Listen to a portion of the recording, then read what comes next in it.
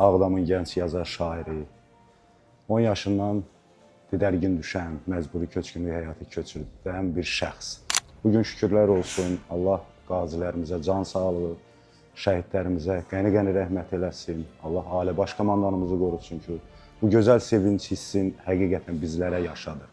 Doğrudan da 30 il bundan öncə qoyub gəldiyimiz Ağdamdan əsər əlamət yoxdur. Amma inanırıq ki, başda ali baş komandanımız olmaqla bu işə əmək keçən hər bir insan, məcburi köçkünlərin rifahı daha da gözəl olması üçün gözəl işlər görüləcək, Ağdamımız günü-gündən gözəlləşəcək. Nəinki Ağdamımız, Qarabağımızın bütöv bölgəsi 30 il düşmən tapdağında əsir qalan şəhidlərimizin ruhu rahatlıq tapacaq ki, bugün Ruhlar şəhəri Ağdamımıza sakinləri geri dönür.